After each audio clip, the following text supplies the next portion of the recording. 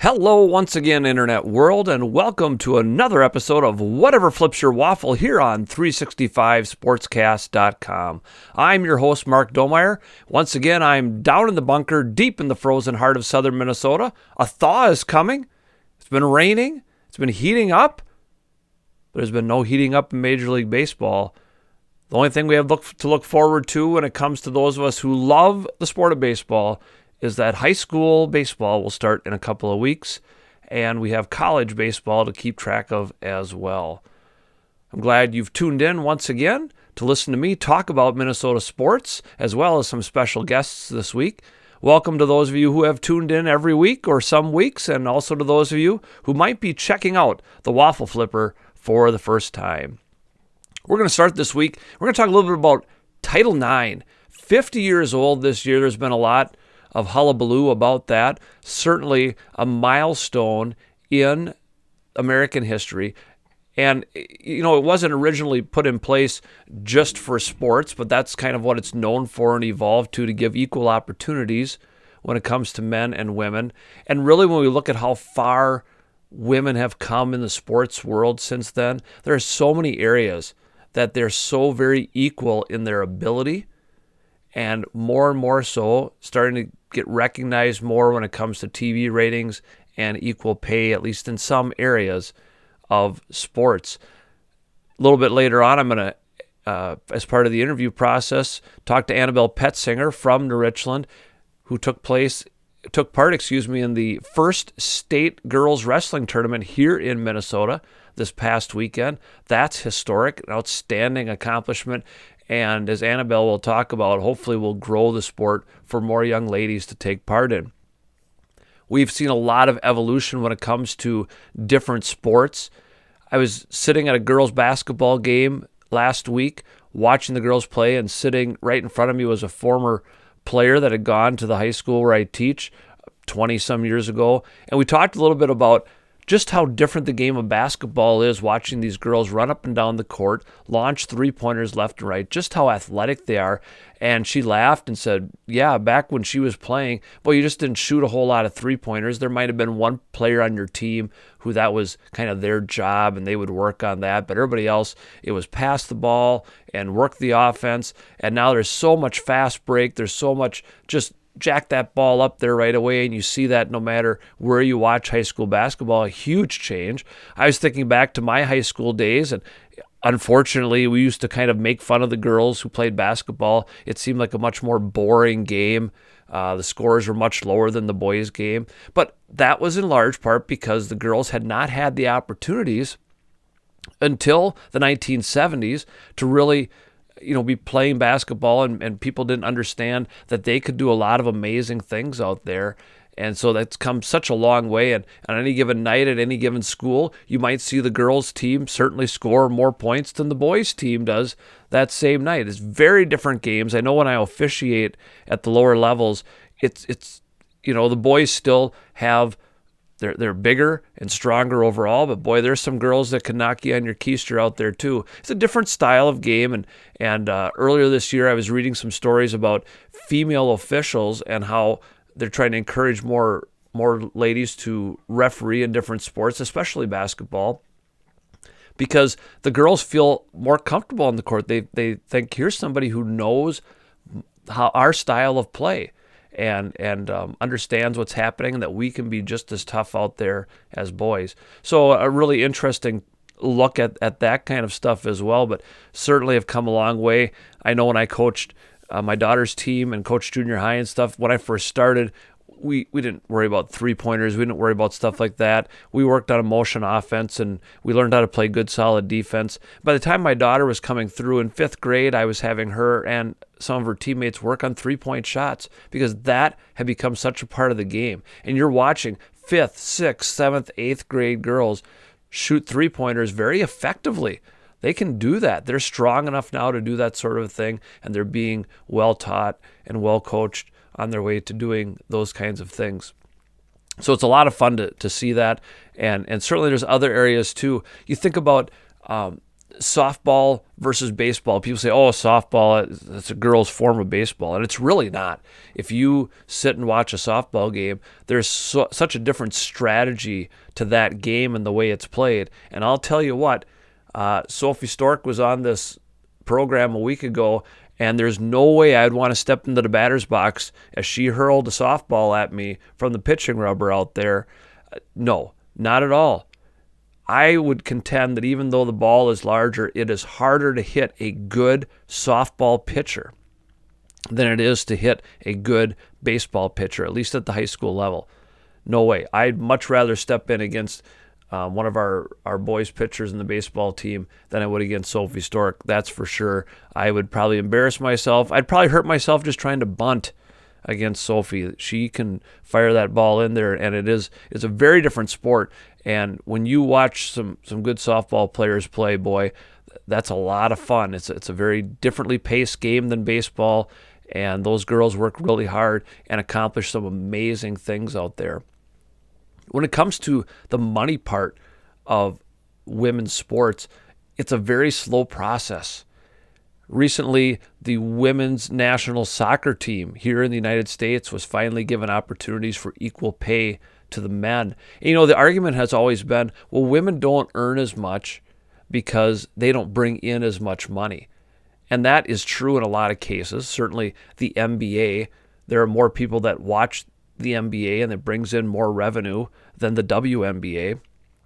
But it's different times of the year too. And we've seen big growth in the WNBA. Over a quarter of a century they've been around. They have figured out how to make women's sports profitable, how to make it interesting to people, how to make it work, and give those ladies a lot of opportunities out there. Now, there are a lot of them that can still go over to Europe and make more money playing basketball, and many of them do that. They go over to Europe in the off-season from the WNBA, but it's a slow process. But if it had not been for Title IX, we wouldn't even be close to this. And just like a lot of other equal rights opportunities when it came to women and equal rights for people of other races and everything else, it takes some time. People are so ingrained in the way that they think. But I invite you, if you've not really sat down and watched some girls or women's sports, boy, take an opportunity to do that when you can. There are some amazing things that you'll see, and you can really learn to appreciate the fantastic things that these ladies can do on a court, on a field, anywhere. So that's Title IX. Now we're going to turn to some things that's much closer to home. I want you to sit back, relax, prepare yourself for another helping of Waffles, syrup optional. After this brief commercial break, I'll be back with my interviews for this week. That's right, interviews, plural. First, I have the state qualifiers from NRHEG for the state wrestling tournament, followed by Carter Martens, a former student of mine, to educate me on hockey. Stick around. There's enough bad news in the world. Where can you turn for some good news? The NRHEG Star Eagle, of course. Your area newspaper, the Star Eagle, focuses on the events and people that make our area a great place to live. The NRHEG Star Eagle, your good news newspaper. To subscribe or advertise, contact Eli, 507-463-8112, or email steagle@hickorytech.net. The Star Eagle is also currently hiring for all positions. Again, contact Eli, 507-463-8112, or email steagle@hickorytech.net. As an added bonus, you get a chance to read the Waffle Flipper's original column every week, whatever flips your waffle, in the NRHEG Star Eagle. All right, we're back here. I am with the state tournament-bound wrestlers from the Richland, Heartland, Ellendale, Geneva. I have them sitting around me here. We're just going to have a little chat about their upcoming trip to state. By the time you listen to this, of course, they will have already finished their trip to state, but it's good to get some insight beforehand. So joining me today, Ben Hagen, Ralph Ressler, Annabelle Petzinger, Makota Misgan, and Nicholas Petzinger, all competed at the section tournament last weekend and made trips to state. Ralph, you were the champion in your weight bracket, correct? Yes. And everybody else qualified for that runner-up position, and you guys have the brackets all set and everything going into this weekend. Any just general ideas, comments before I hit each of you up with just some individual type things based on your performances? Any just that moment that you realized you were going to state, what popped into your head for any of you? I don't know, it was just a good feeling. Okay. Knowing you're going to the state tournament. It's always a fun thing, fun opportunity to have. Okay. It's something you look forward to all year, and it's finally happened. Yeah. That's your goal. That's always your goal, of course. Yep. And you get there. It's something you work for, like we were talking about. I mean, Nick's been wrestling since he was 3. I've been wrestling since I was 4, and these guys have been all wrestling since we were basically in diapers. The first thing they said was take a shot. So Yeah. And I feel like for me, like I remember at the beginning of the season, I was weighing almost 260, and I was thinking, I don't know if I'll see a varsity match this year because, how much weight I have to lose to make 220, and then I did, and now we're here. So. Yeah. Good.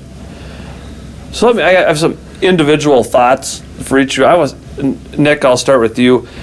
Kind of the mindset of you've been a very consistent wrestler throughout your career. I mean, you can count on Nick Petzinger for this and this and this. Did you feel any pressure here your senior year that this is my last chance? Like everybody's always kind of expected at some point I'm going to make it to state.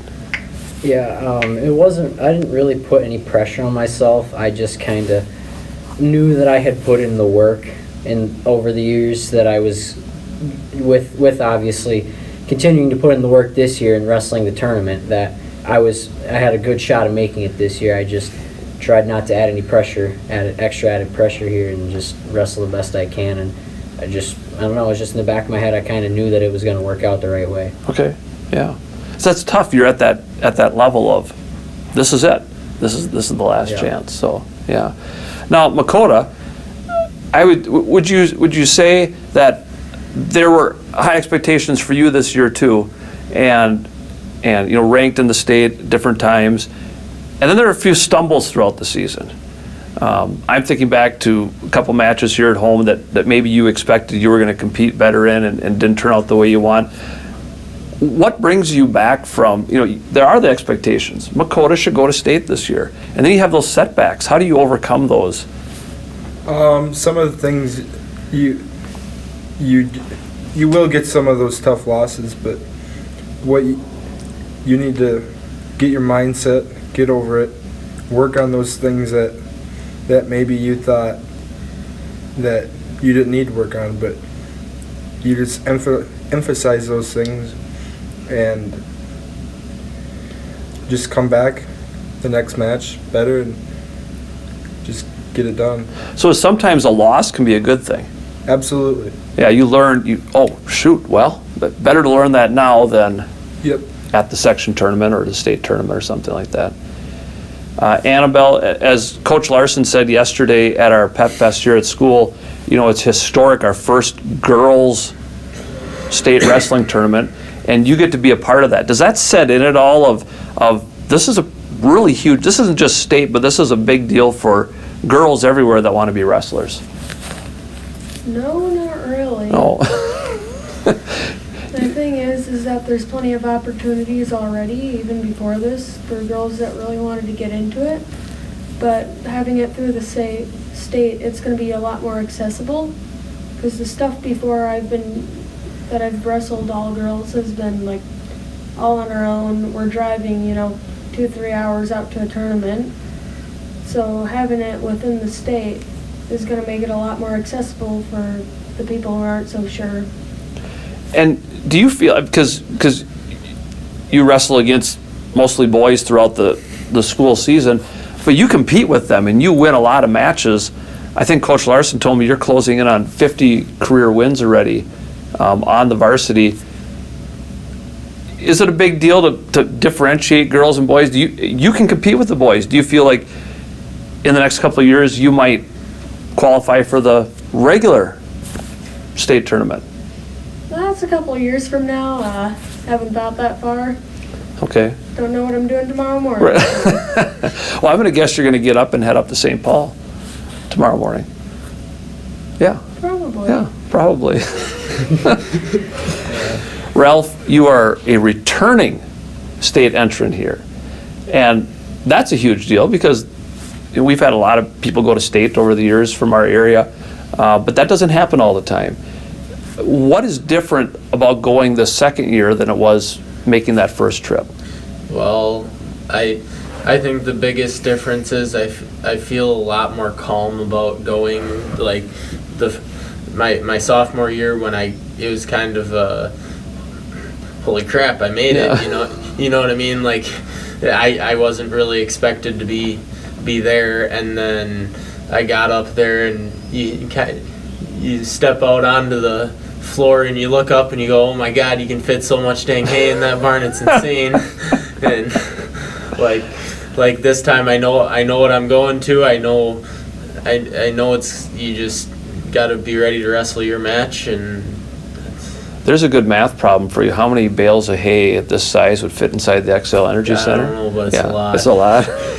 So do you feel then you've got these other folks coming with you and you can be that guide and that leader for them to kind of help make the process and better? Last time last time I went by myself, I didn't really.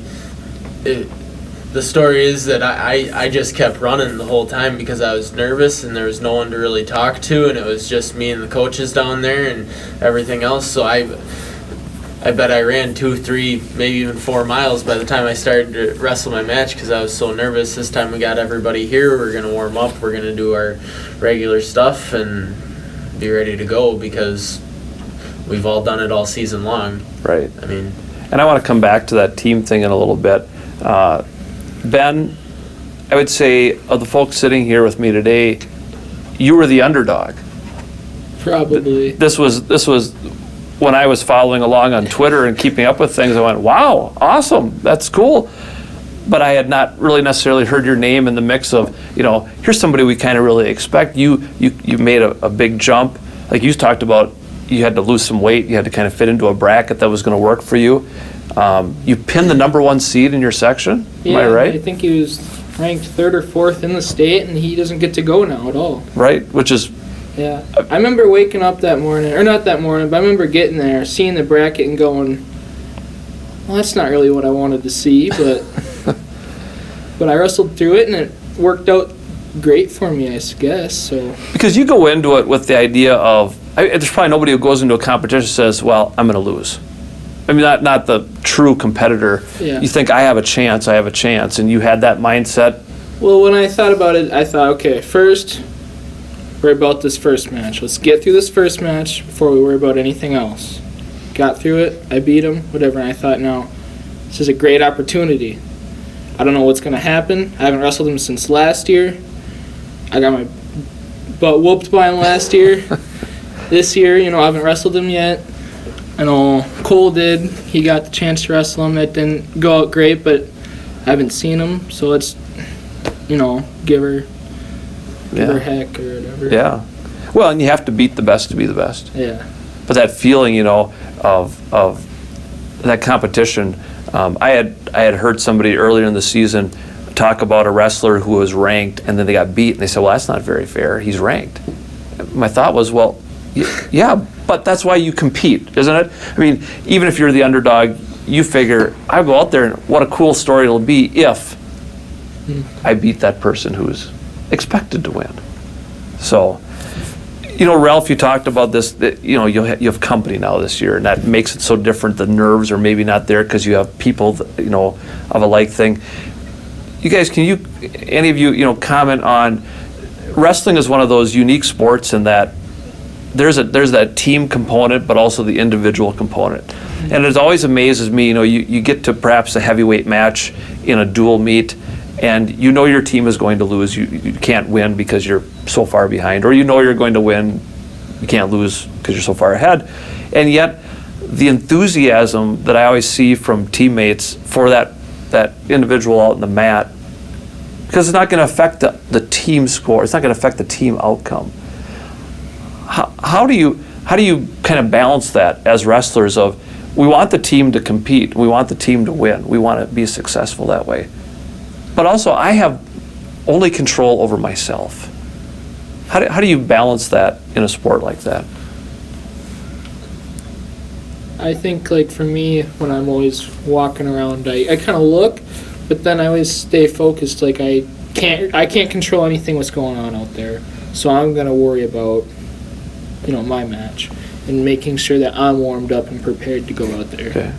I mean, I think, like, I think I honestly got that definitely from you. well, like the during regular duels, I mean, I'm almost too loud, and I mean, Nick will pull me off the mat sometimes because I'm getting into it, but when it gets down to 3 matches before me, I head into somewhere quiet. I start walking around, getting loosened up, and start worrying about what you're going to do as it pertains to your opponent but you still have that team aspect once you're done and beforehand, but you have to know when to get ready for your stuff and know that it's only you out there. You don't have teammates to point the finger at when stuff goes wrong. Right. To remove yourself from what's going on out there for that prep stuff. Like the biggest thing you can do for your team is win your own match, and that's the only thing you can control in the duel. So you really got to put your best foot forward in that aspect.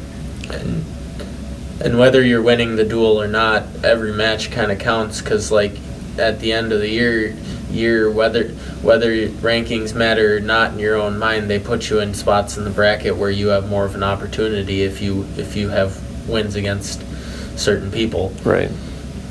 And So- there's also that mindset sometimes when you look at it from the team perspective, and I see a lot of clapping and enthusiasm and cheering on for people who lose matches because they only lost 3-1. You didn't give up any bonus points. It wasn't a tech fall, it wasn't a major decision, and that celebration of, in a sense, people, when I look at it, you're celebrating them losing, but not losing too badly. So that's a whole another mindset too, right? And you've all probably been at a point at different points in your career where you maybe weren't expected to win, but your job was to go out there, not get pinned.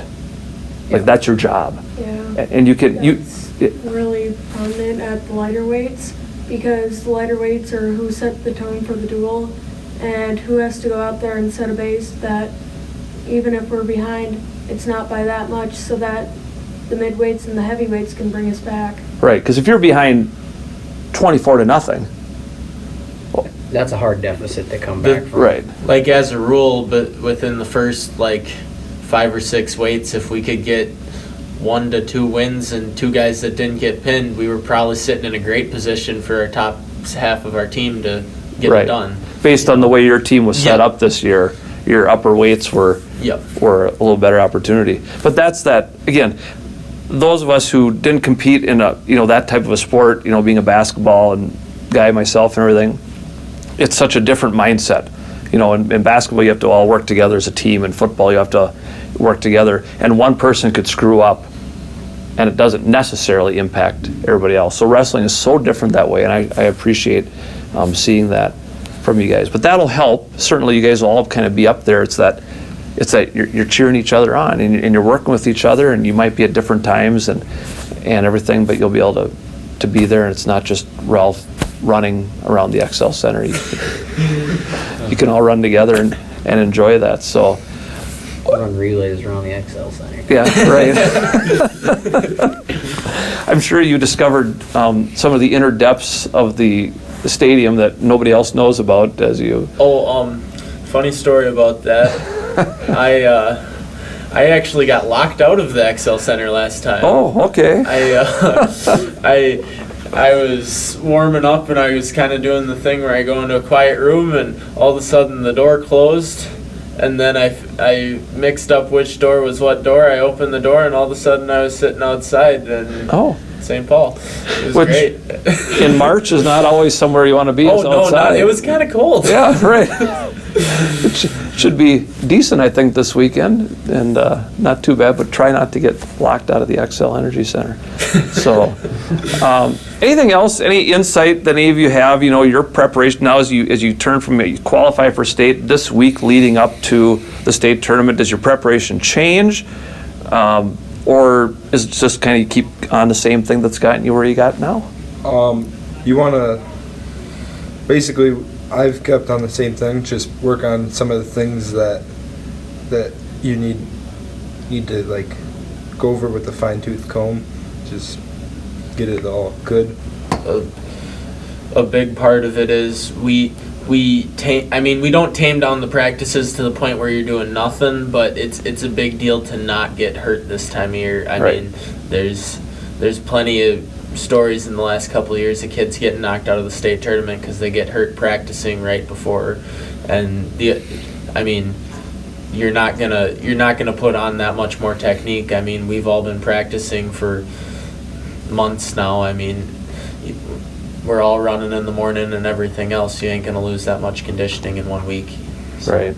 And you know who you have drawn in the first round, and then I assume you get, maybe it's somebody you've seen before, or you've seen some film, and then you just kind of maybe do a specific game plan for those people too. Like this is somebody who, fill in the blank, this is something they do, a tendency they have, and I can attack that. Is there any of that in preparation of this? There is to a degree. We've kind of been taught a lot to, no matter who steps out in front. Yeah, that is a strategy that works, but for our team, a lot of people on our team have had a problem with, when they start getting focused on what this guy does, they psych themselves out. So as a general rule, we've kind of just said, just beat the guy in front of you. It doesn't matter who it is. Don't even look at the brackets. Just go wrestle and beat the guy in front of you. If you wrestle your best match, doesn't matter. Yeah, you have your best chance to compete. So, well, I thank you so much for joining me this week. As I said, we're recording this before they head up to state, and by the time you guys are hearing this on 365sportscast.com, they will have competed. And as I follow this interview up on my next segment, we'll talk about how Ben Hagan, Ralph Ressler, Annabelle Petzinger, Makota Misgan, and Nicholas Petzinger fared at state. Wow, that's a terrible Freudian slip. Fared at the state tournament, and regardless of win or lose, certainly they have a lot to be proud of for going there and representing our school very well. Those of you on a national level, if you haven't really watched high school wrestling, boy, it has changed a lot, and at the same time it has stayed that same tough sport. People work so super hard at that. I come to school in the morning, these guys are out running outside and it's freezing cold, and I keep wondering where the zombies are that are chasing them when they're out running like that. But I know these folks work awfully hard and deserve everything that comes their way. So thanks again, guys, and best of luck at state. Thank you. So there you heard the wrestlers from NRHEG on their way to the state tournament. Of course, we recorded that before they went up, wanted to get their thoughts, ideas before they hit the mats in St. Paul at the XL Energy Center. Results from that tournament: Ben Hagan lost his first match, had an opportunity in wrestlebacks, lost there as well, but he's only a freshman, plenty of time to continue that path in the years to come. Nick Petzinger won his first match, then lost, came back through wrestlebacks, but failed to reach the podium. Still had a great senior season and finished things off in pretty good style there. Annabelle Petzinger finished third at state, the first girls wrestling tournament. Outstanding job by her to represent our area and to represent girls that are in wrestling everywhere. So congratulations to Annabelle on her third place finish in her weight class. Ralph Ressler, Makota Misgan, both gave fans a thrill on their way through the state tournament, made it to the championship matches, but both fell a little bit short, including Makota in sudden death overtime loss. So both Ralph and Makota finished with second place medals. Again, a great season for all these wrestlers. Makota has one more year to go. He's only a junior, and he'll certainly look to repeat and find his way back to the state tournament next year. Ralph is a senior. He graduates, as does Nick, and their wrestling journey in high school is done. They'll both fared very well at the state tournament this year. So congratulations to all the wrestlers, and it was kind of neat to listen to them beforehand, and certainly I'm sure they're exhausted as they come back this week, and look forward to what the rest of the school year and the spring sports bring them. Up next, I've got one more interview coming up with Carter Martens. Joining me now is Carter Martens, here from New Richland. Carter is here to enlighten me and enlighten those of you in our nationwide audience at 365sportscast.com just what this hockey thing is all about. Again, I've said often on the show, I know the basics of hockey. I can watch a game and follow a little bit of what's going on, but I've never been really passionate about it or anything like that. So Carter, let's start with this. Tell me, what is it about hockey that is so intense and so much that people like you really love the sport so much? Part of it is making a lot of friends. Playing summer hockey is a big thing for me, and I think it's a fun way to get out there, work on your stuff during the summer. And during that, you also meet a lot of friends. Okay. So when we look at like the college and professional level, you know, the game itself, what draws fans to enjoy hockey so much? I think that it's a sport that is just fun and it's intense, like you said. You got people out there hitting each other, fighting for the puck, and yeah. So some of the, probably the same reason that a lot of people love football so much, there is kind of a violence to the sport, certainly. I mean, people are hitting each other. You know, I talked about last week on the show a little bit about sportsmanship, and one of the things I admire about hockey is you have these guys battle each other in the NHL in the playoffs, and then they go through and they shake each other's hands at the end. Mm-hmm. And that just shows what respect that they have for each other. Yeah. That kind of thing. Yeah. So when we look, you play hockey at a high school level. You go watch the Minnesota State University Mavericks in Mankato a lot. In fact, you're going to go there tonight as we're sitting here talking about that. And the Wild are certainly something that you are watching a lot too. So of those levels, I mean, which one, if you had to pick, all right, I want to go to a high school game, a college game, a professional game? It kind of depends on what we're talking about, because if we're talking about level of play, I think I want to go see a Minnesota Wild game, because they've been doing it their whole lives. They battle a lot harder than college because they're a little bit older. They've played longer. But I think for more enjoyment, I think college games are better. Okay. So what is it about the college game then that really makes it a little more interesting? College games, you get to see a bunch of young stars that have a chance to be in the NHL in a couple of years, and they interact with their fans a ton, and it's just a fun experience. Okay. So when you look at a school like MSU Mankato, they've been prominent on the national hockey scene for a long time. How do they bring these people to Mankato, Minnesota, of all places, compared to the University of Minnesota, which has traditionally been a strong program as well? But what is it about Mankato that brings in these great players? I think Mankato has a great coaching staff. Mike Hastings does a very good job there. I think that they have a lot of good scouts that go all over the world, find great players to play there. And I think Mankato is just a cool place to be. There's a lot of history there. And okay. So a continuing growing town too. There's plenty to do in Mankato when you get to that.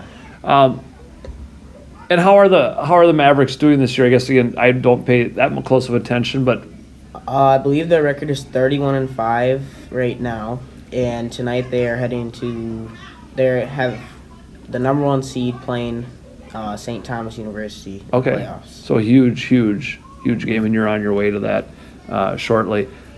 Let's talk about the Wild a little bit. It's been a little bit of an up and down season. Mm-hmm. They have these stretches where they just seem like they're unbeatable. Yep. They'll go beat a team like the Carolina Hurricanes, who are one of the top teams in the NHL. And then they go on these streaks where they can't seem to find the net. Yeah. Can you explain that at all? Or the last couple of years and this year once again is we've started the season off pretty good. We've been on track for a really good season, and usually at the halfway point, we have a mid-season break. This year, the Olympics. Right. And usually after that, it's kind of a struggle. and you Okay. never really get that far.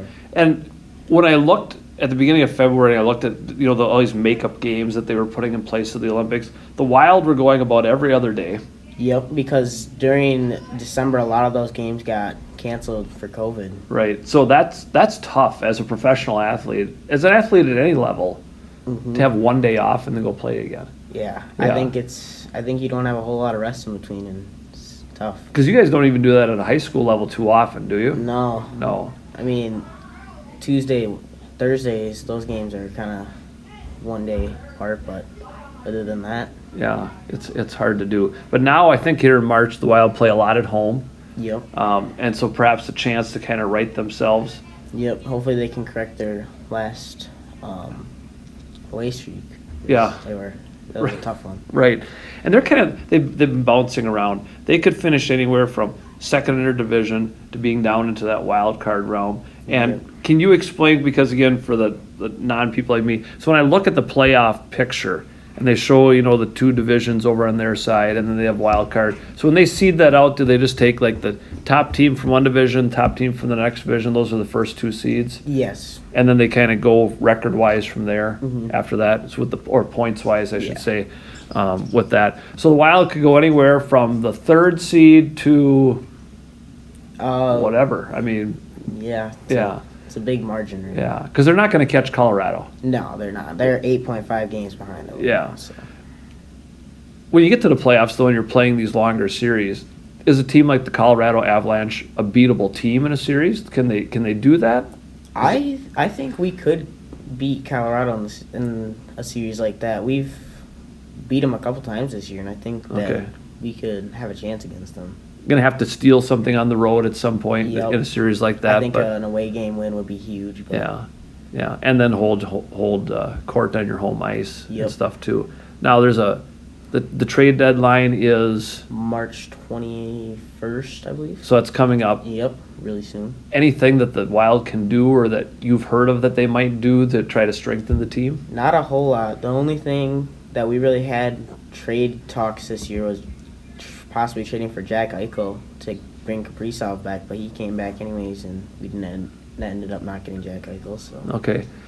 Are there generally a lot of big trades done in the NHL, or is that just sort of every now and then you'll have some minor things that kind of just shore up? yeah, just some minor things really. I mean, we traded Andrew Hammond back to the Canadians a couple weeks ago, but that's just minor like farm club stuff. So. Yeah, you're not trading the big stars like you'll see in baseball where somebody's at the last year of their contract and you sort of trade them away. It's like a rental kind of a thing because they're going to be a free agent and you're going to lose them anyway. Doesn't happen quite as much in the NHL. No, Okay. not at all. Different sort of structure with how they treat their players and their length of contracts and stuff like that, I suppose.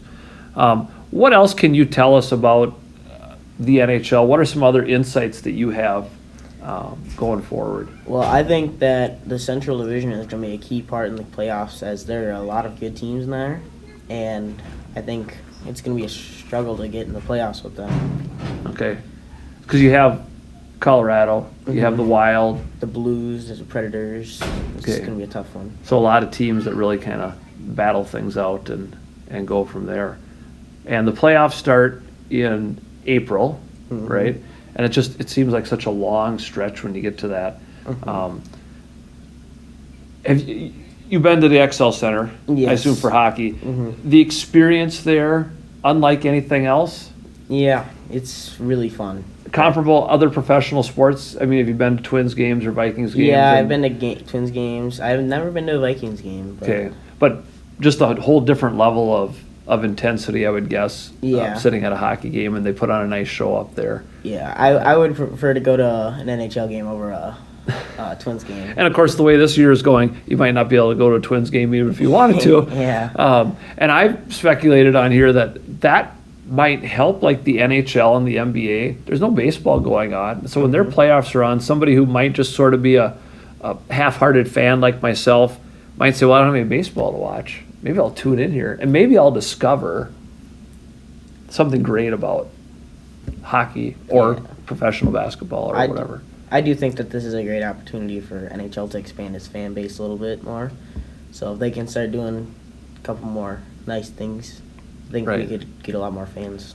And because I don't follow it a whole lot, when the playoffs roll around, can you find all the games on like ESPN channels, some other of the sporting networks? Pretty easy. You don't have to go get this special streaming service to get most of that. Yeah, there's usually at least a couple games on Okay. ESPN All right. and NBC and all that. All right. Oh, and NBC has some of that stuff too, so on the major networks as well. Yep. And it's good to keep in mind because, like I say, I don't think I'm going to be watching baseball in April and May, unfortunately. And so the chance to watch the Wild and maybe learn a little bit and appreciate what they bring to the state of Minnesota, the hockey state of Minnesota. And as you talked about, the Mavericks here from MSU are making some strides as well. So anything else you want to share with the audience at large today, Carter? If you guys ever think about joining hockey, I think you should do it for at least a year. Try it out. You'll probably meet a ton of friends. Okay. Yeah. So for the young people out there that sit around in the winter and like I say, it's kind of a year-round sport now too. And Yeah. there's a lot you can do. And I know I hear people talk about their ice time in the summer, and I'm thinking it's 80 degrees out here, and you're going to go skate around on an ice rink. But that's the dedication you need to succeed at a high level. Well, Carter Martens, thank you so much for joining us here this week on Whatever Flips Your Waffle at 365sportscast.com. And anytime I need some insight into hockey, I know where to come. Thanks for joining us, Carter. Thank you for having me. And now it's time for the state of Minnesota sports. Let's start with this for our frequent listeners. A week ago, you heard Sophie Stork on this program talking about her career as an athlete and a leader and a student at NRHEG High School. And just to update those of you not in the area, those of you who are listening nationwide, Sophie and her basketball team lost this past Monday night in the subsection championship against Lake Crystal Welcome Memorial. They lost 70-64, a hard-fought battle, and the girls from New Richland had some opportunities. They were down by, I think, as many as 15 at one point, cut the lead to 1 and had the ball in their hands a couple times, down by 1, and just couldn't take the lead and ended up losing by 6. But a valiant effort by the girls to get that far. They were the number 2 seed. Lake Crystal Welcome Memorial was the 1 seed, and they'll go on. LCWM is 1 game away from going to the state tournament. So good luck to them as they play Glencoe Silver Lake this Friday. But Sophie had a tremendous performance. She scored 28 in the loss and will be sorely missed next year by the basketball team. But there's some young folks coming up, and future is exciting. But for those who listened and enjoyed Sophie's interview last week, she went out with a bang, not the way she'd hoped to do, but still got to play on the big floor at Minnesota State University of Mankato and kind of complete her career there. So well done job. Sophie, as I mentioned in the interview, will go down as one of the all-time great athletes that we've had at NRHEG. You just heard Carter Martens, and we chatted a little bit about hockey and the various levels of hockey and his interest as a hockey player as well. He certainly enlightened me on some things. And so I've done some more diving into the NHL, and the more I read and follow in on the Minnesota Wild right now, boy, there's some struggles going on there. This team, I think the word I saw in the Minneapolis Star-Tribune recently was free fall. That's where they are. They're just struggling. And for a team that was scoring so many goals, they're giving up an awful lot of goals now and in big chunks in short periods of time. And so that doesn't bode well. You know, Carter referenced the idea that, hey, there's a lot of teams in the West that can really have some opportunities to advance. And certainly these other teams are showing that and jumping all over the Wild. And this is one of those streaks, you know, like I asked them about how frustrating is it when you have a team with so much talent and they go in these long, they can play really well for a while and then they fall apart for a long period of time. And again, certainly time to right the ship and get back in. You know, they're going to be in the playoffs. They would likely want to avoid being in that wild card position. As you talked about, Colorado is the cream of the crop in the division, but certainly somebody that you could maybe play with in a series, and it's just about getting hot at the right time. So the Wild scuffling along a little bit here, and hopefully they'll figure out some ways to get that figured out. The Minnesota Timberwolves, on the other hand, the other night against Portland, and they played a couple games against Portland here recently, a team who's who's struggling themselves. They're out of the playoff picture as of right now, even the play-in tournament part. And the Timberwolves they tied the second largest margin of victory in franchise history. I think it was 43 points they beat the Trailblazers by. And I guess if you were at Target Center, it was just a party, a celebration going on. They jumped out. They were ahead by 27 at the half or something like that. And Karl Anthony Towns came out partway through the third quarter and didn't have to play anymore. That's unheard of in the NBA. Those sort of things just don't happen much. A lot of the bench players got to score a lot of points and have a lot of playing time, and I guess they had a lot of fun there. And that anticipation of the crowd, I recall going to Timberwolves games when I was younger, and when I brought my kids when they were younger, and it was like a festive atmosphere. And the Wolves were kind of just coming out of that time when they were making the playoffs, not really going anywhere in the playoffs, but it would be exciting to be there and see things happen. And it's kind of been a downward trend lately. So hopefully people are getting re-energized. Maybe even this guy might take a little more interest. Is it bandwagon hopping? Of course it is. But I've struggled to watch the NBA, as I've mentioned. And, hopefully the Timberwolves can re-energize that fan base and bring back people like me and say, hey, this is a good product to watch. Come and watch us play.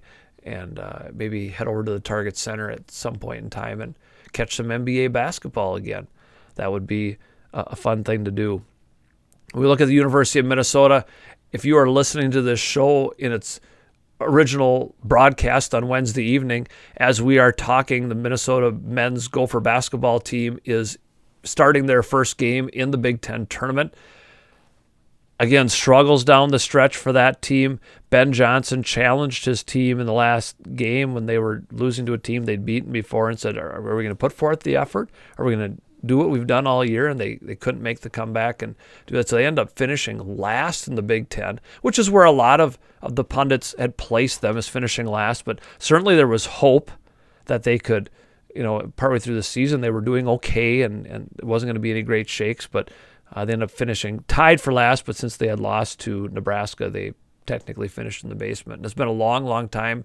I think that I read 1986 or 1987 was the last time that the Gophers finished last in the Big Ten. And it's even worse now that there are more teams than there were back then. Again, optimism in Gopher territory.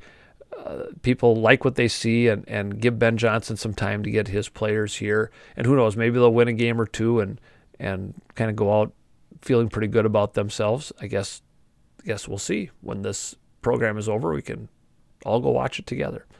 Gopher women are done. They are out, really headed downward a little bit. But there is certainly some trust from the University of Minnesota in Coach Lindsay Whalen. They extended her contract by 1 year, just 1 year. Sometimes you'll see these extensions that go an extra 2 or 3 years or whatever like that. One more year beyond. So I think she's got a couple more years coming up here.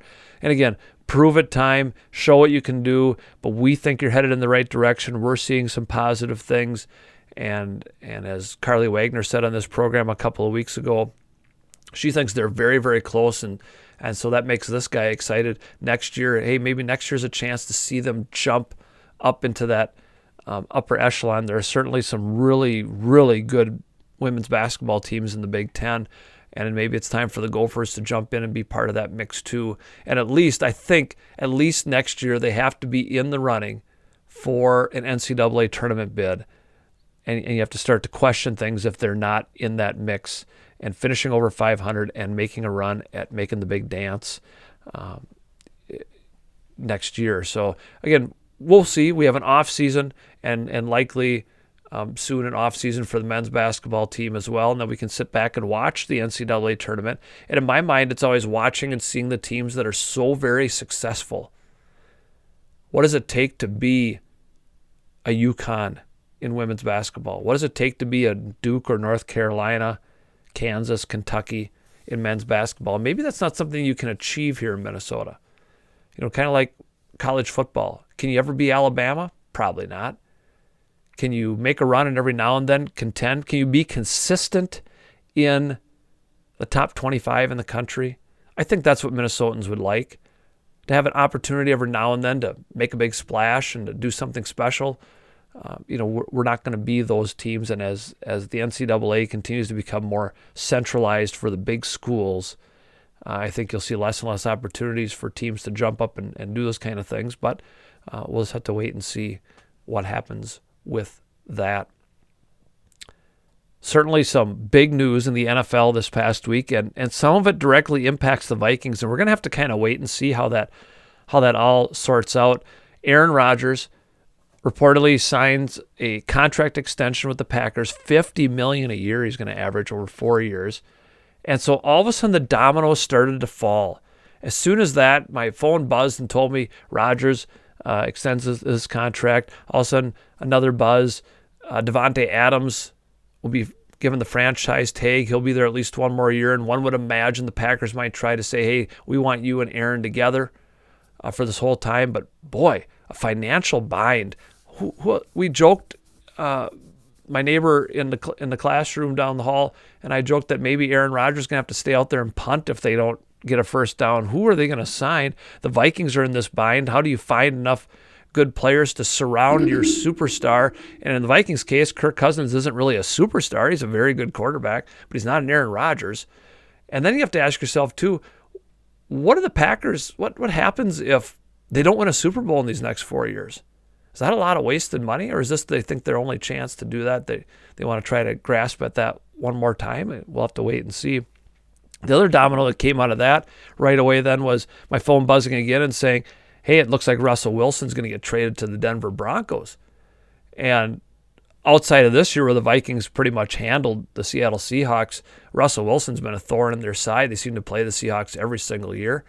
And who knows? That's some pretty incredible dominoes. And so now the speculation begins. Kirk Cousins, one would look at and say, is the next best available quarterback that's sitting out there if somebody made the right trade offer. But again, it sure looks like the Vikings are going to stay in wait and see mode, and it'll be interesting. The more I think about it and I read some things, seeing what Kirk Cousins can do, because he did have a good year last year, what can he do with the new Vikings regime in place? And maybe it could be something really spectacular. The Carolina Panthers came up in conversation with a potential trade, but what do they have to give us? We don't want Sam Darnold here. We don't want anything like that. Do you really want some of their leftovers? Are you going to get anything out of the draft picks this year? Who knows? The other part here is that the Vikings released longtime trainer Eric Sugarman, who's been around for a long time, and people are kind of upset and bent out of shape about that. And I don't know that Sugarman ever did anything wrong or he hasn't done his job well. Who knows? One would think he's pretty good at his job to stay here for a long time. But, it's a new group of people. They want to put their stamp on, and they want to, I think, kind of start everything fresh. And sometimes that means you have to get rid of some people that have been around for quite a while too. So, again, a wait-and-see moment, and certainly some interesting times ahead for the Minnesota Vikings. Major League Baseball, we wish we could talk more. And I think next week maybe we'll spend some time talking about the tentative agreements that they have reached with the Players Union about larger bases and no shifts and pitch clocks and all that kind of stuff. Let's let that settle in a little bit. And maybe next week we'll pontificate a little bit about how that would impact our Minnesota Twins if they ever play again, and baseball in general. And that is the state of Minnesota sports. And now it's time for This Week in Minnesota Sports History. On March 9th, in 1979, Major League Baseball Commissioner Bowie Kuhn ordered equal access to female reporters. That has nothing to do necessarily just with Minnesota sports, but since we've been talking about Title IX equality for women, I thought that was important to include. A very big step, allow women just as much access as men when it comes to reporting on professional sports. March 10th in 2020, Major League Baseball announced their intention to continue playing all spring training and regular season games, though they only allowed essential personnel in the locker rooms and the playing areas. Media had to be met elsewhere and set things up differently. And of course, we all know in 2020 that was because of the COVID-19 pandemic that was only beginning, and kind of the dominoes began to fall at that time. We'll see a little bit more in a moment. On March 11th in 1892, The first public basketball game was played in Springfield, Massachusetts. And not directly Minnesota related, but still set the stage for everything that we have today in the game of basketball. In 1941, on March 11th, Bronco Nagurski beat Ray Steele right here in Minnesota to win the wrestling championship. I'm going to guess back then that was real wrestling, not the professional, quote-unquote, wrestling that we see today. In 1961, on March 11th, the brand new Minnesota Twins played their very first spring training game, losing to Detroit 4-1. And in 2020, on March 11th, again with the COVID theme, the NBA suspended the season after Utah Jazz center Rudy Gobert tested positive for COVID-19. Now we know that they picked it up later in the summer, had that bubble down in Florida. The Timberwolves did not participate. They were already basically out of the running for any sort of playoff opportunities. On March 12th, in 2006, over 15,000 fans came to the Metrodome for a memorial service for Kirby Puckett, who had died the week before that. And again, with COVID in 2020, on March 12th, Major League Baseball, even after 2 days before saying they were going to keep playing, announced an immediate pause to spring training games and at least a 2-week delay to the start of the regular season due to COVID. That same day, the NHL announced a pause on their season due to the COVID pandemic, and the NCAA also canceled the men's and women's basketball tournaments. And that was, again, the beginning point. Everything sort of tipped from there, and all the scrambling to try to continue professional sports. College sports went on a big pause. High school sports went away for a while. Certainly a dark time in the world of sports. On March 14th in 1960, Kirby Puckett was born in Chicago, Illinois. So the previous week, last week we talked about his death. He had died shortly before his birthday. And on March 15th in 1869, the Cincinnati Red Stockings became the first professional baseball team, again setting the stage for what we have or hope to have soon today. That'll do it here. We have, the end of the winter sports season is upon us as teams continue to play, and before we know it, it'll be track and softball and baseball and golf seasons, and hopefully the sun will be shining and the green grass will be growing as well. And when we get to the spring sports season, we'll continue to announce how the NRHEG teams are doing for those of our local listeners. That's going to do it. Another helping of waffles is complete here at 365sportscast.com. I'm certainly happy you decided to spend another hour with me. Hope you'll continue to tune in each week right here at 8 o'clock Eastern, 7 o'clock Central on Wednesdays. If you can't catch the original broadcast, each week's episode replays Thursday at 10 Eastern, Friday at 7 Eastern, Saturday at 10 Eastern, Monday at 8 Eastern, and Tuesday at 10 Eastern right here at 365sportscast.com. Shows also archive to YouTube. You can search whatever flips your waffle, subscribe, follow, and watch them there as well. Remember, if you have ideas, you have thoughts, you want to perhaps be interviewed, email me at waffleflipper22@gmail.com or message me on Twitter at Mr. D1973. Next week, back into the world of Minnesota sports. Will we have progress in Major League Baseball? Will the Vikings be hinting any more after the combine at what will come in their draft? Will the NCAA tournament be set and ready? Will you have your picks? Will I have mine? Come on back and find out. I'll have another special guest to talk about all these things and more. Thank you again for joining me. This is Mark Domeyer signing off with Syrup.